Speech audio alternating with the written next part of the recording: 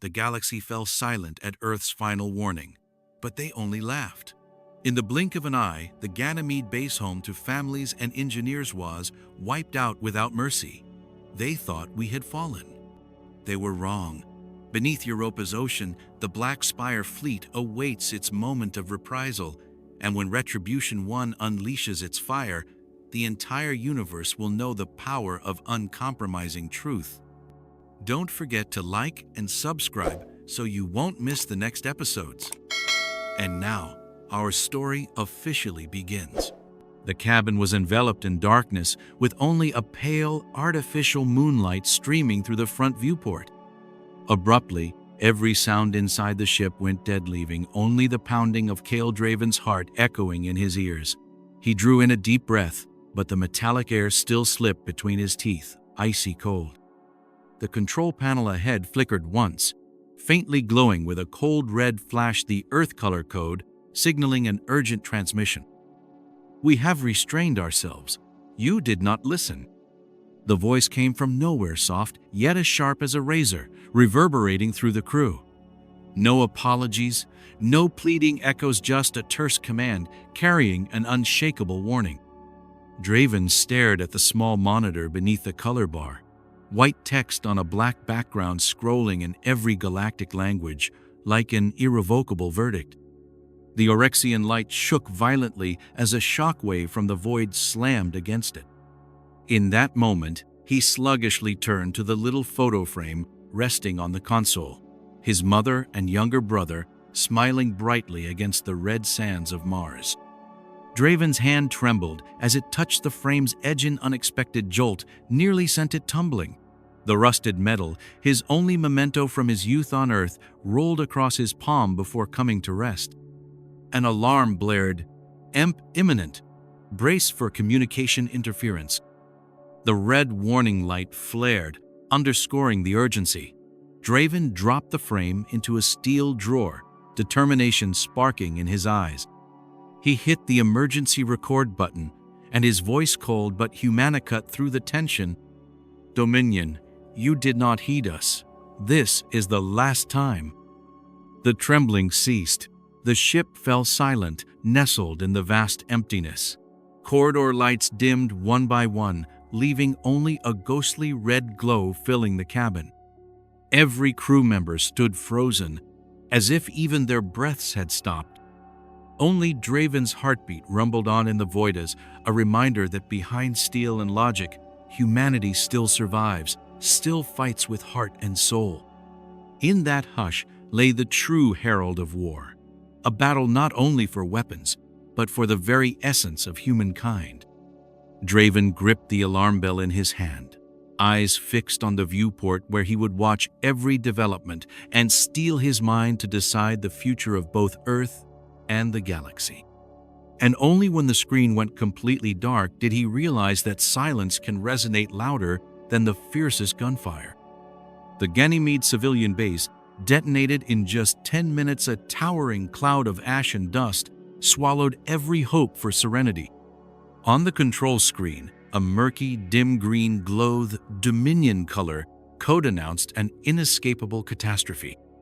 Ragged cries pierced the emergency channel, someone calling out for their wife, another pleading, "Help me," then suddenly cut off, leaving only a choking silence before the wave of horror swept through. Amid the tremors, Draven froze. He absently reached for the small family portrait on his desk, the gentle smile of his mother, the outline of his younger brother still bathed in the photo's soft light. His palm crushed the rusted medal, the lone memento surviving from his earliest days aboard the Sheepas, though seeking a sliver of comfort in the silent barrage.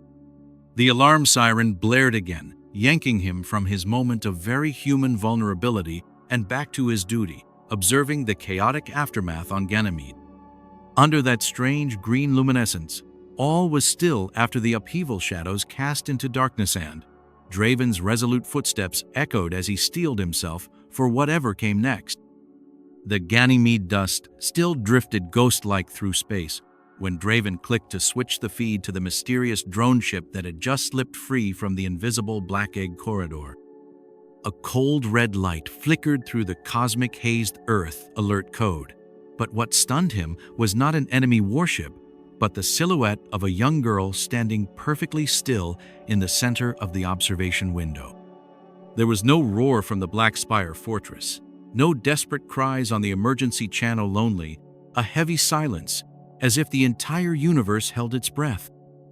Draven remained motionless, his hands still clutching the family portrait, until he realized her gaze was locked on him, pale green irises aglow, wide with shock, yet brimming with gratitude.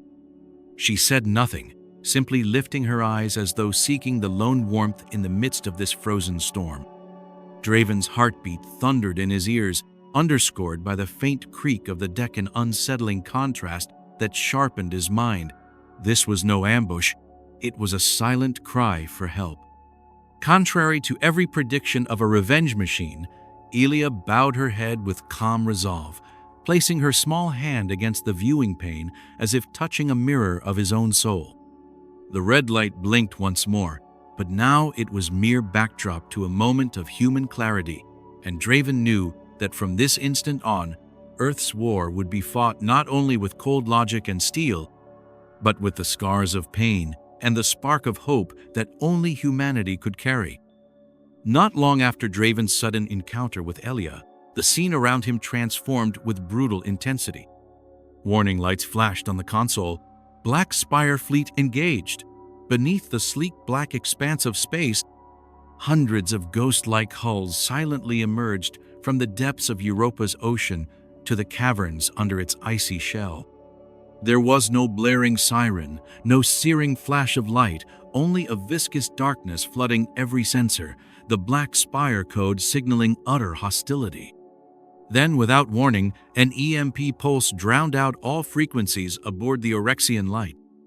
On the dim display, Draven watched a nanoswarm bomb bore straight through the command hull, detonating from within like a mechanical heart erupting in flame. What chilled him most was not the fire or the wreckage, but the ruthless silence of the AI network. No hesitation, no mercy. As the Black Spire vessels swept across the starfield, they came not to defend, but to annihilate every shred of resistance. On the bridge, Draven stood statue still, eyes blazing with resolve. This was not merely a battle, it was the final reckoning, and there would be no refuge for any life caught in the path of that dark fleet. After the devastating EMP wave and the nanoswarm explosion shredded all communications, every warning light and siren fell eerily silent, leaving only the faint creak of vent joints echoing through the endless void. Kale Draven froze, his hands still resting on the console, his eyes drifting toward the family portrait he had clutched in a search for human warmth. In that quiet instant, he heard his heartbeat thundering louder than any alarm. If he had to choose between cold justice and fragile humanity, which path was truly the right one? The air felt oppressively thick, each breath Draven drew marking a fleeting moment before the storm ahead. Then, as he pressed the button to record his emergency message, the engines roared to life and red warning lights began flashing, signaling the all-out assault was about to commence. It was the final resting beat, a single deep inhalation to summon every ounce of his will before Earth's entire arsenal rose and surged into the dark expanse with unyielding resolve. Retribution One rose from the shadows like a jet-black steel beast, its railgun barrel blazing with a cold red glow. In an instant, it unleashed a supersonic energy bolt straight through the Dominion orbital fortress, steering space asunder and carving a scarlet streak across the starfield. The thunderous blast filled the cabin speakers, then abruptly cut off, leaving a deadly silence broken only by the faint clatter of debris striking the hull. In that hush, Retribution One's onboard transmitter automatically replayed Earth's final message in each of the 17 Dominion-known tongues. "We have restrained ourselves. You did not listen. Now we do not care who you are." Chilly white text appeared against the black screen, a fateful verdict hanging before every living soul. Draven stood motionless on the bridge, feeling his heartbeat echo the refrain of the transmission. His gaze swept over the shattered orbital batteries and the twisted metal floating in the void. Once more, the rusted metal glinted in his coat pocket, reminding him that behind every strategic decision still beat a human heart. When the message ended, only that pale red glow remained, and the hum of machinery gearing up for the next volley. Retribution One plunged forward in silence, carrying Earth's uncompromising resolve as it prepared to drag Dominion's night down into the depths of despair. Immediately after the deafening blast of the rail cannon, Dominion's orbital space fell into sudden, silence-twisted shards of metal floating motionless, not a peep from the once proud defense grid. Then, in the blink of an eye, a squadron of Dominion cruisers lit their abandoned ship beacons and cracked open their airlock hatches to jettison, abandoning every outpost, every shred of pride torn to pieces. It wasn't Retribution One alone that wrought this miracle. Hundreds of Earth stealth drones had trailed silently, releasing tiny EMP charges that sent Dominion's navigation systems reeling. Through the murky viewport, Draven saw General Sortel, the symbol of 3 centuries' dominance, frenziedly tearing the metal from his chest, hands trembling as he whispered, "We should have listened." Then, in an instant, a plasma bolt slammed into his skull. Only silver-armored figures remained, hastily fleeing without orders or farewells. They scattered like the walking dead through the void, their frantic shouts of emergency codes abruptly cut off. Earth, by contrast, remained silent, pursuit halted, merely observing. Draven exhaled softly, eyes following the battered convoy as it streamed away. The cold red warning light on the console pulsed steadily, like an unwavering heartbeat. This was not merely a victory of force, but the total collapse of an empire that once deemed itself invulnerable. In that hush, he understood. Silence can be the fiercest storm Dominion had shattered beneath the weight of the very pride they refused to heed. As the last Dominion cruisers slipped into the void, a string of cold red signals suddenly danced across the console. Protocol Reckoning 12 coordinates have been assigned targets. There was no clamoring siren, only razor-sharp white text on a black screen. No negotiation, no mercy, only the timing and coordinates of the strike. Kale Draven clenched the rusted metal in his coat pocket, his eyes tracing the 3D map of Dominion orbital outposts, now glowing as faint red dots. In the next instant, each orbit was branded by a laser engraving Eradicate, immediately followed by a sequence of surgical explosions. Orbital cannons zeroing in on defense arrays, high-frequency bombs warping gravity until bunkers shattered into fragments. Then detention. Bay airlocks snapping open to reveal condemned officers before the galaxy-wide broadcast lens. The feed showed Dominion commanders chained to their seats, blood smeared across clenched jaws, and live executions relayed through the comm channels. Cold, merciless justice in a language the galaxy could not ignore. When the final signal faded, only drifting clouds of metallic ash remained in space. Draven meticulously logging every second, every coordinate. He knew that after Protocol Reckoning, Earth had not merely taken revenge, but had unleashed its most powerful weapon of all, absolute truth, with no room for mercy, excuses, or fear. As the dust settled after Protocol Reckoning, 3 tiny lights suddenly blinked to life on Draven's console coordinates for 3 living witnesses. The cold red glow faded, giving way to a warmer but sorrowful light. Before him appeared Elia, Arik, and Mara, 3 children, once imprisoned deep within Theta Vault 9, now standing as living legends. Elia stood at the observation window, her small hand pressed against a shard of Ganymede's shattered glass, her cold red eyes reflecting 1,000 stars. She said nothing, leaving only her delicate fingerprint and unspoken reminder, "We do not forget." Eric, the silent shadow at her side, remained motionless, clutching a piece of rusted titanium as his black polished armor caught the dim light. In complete stillness, he gazed into the heavens as if daring the universe itself. "Remember our pain." Mira bowed her head, an eerie green glow haloing her face as fragments of tears floated weightless in the void.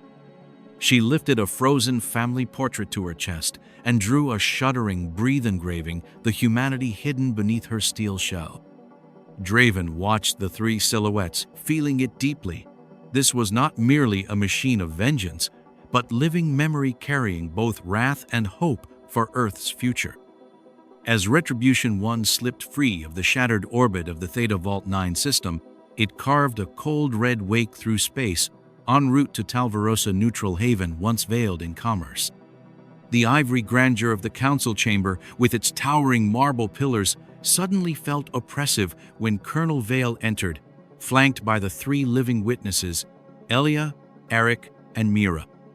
There were no cannons or flags only, a datapad plugged into the conference table, its display cycling through Dominion's crimes, weapons orders, torture reports, and manifests of civilian detainees.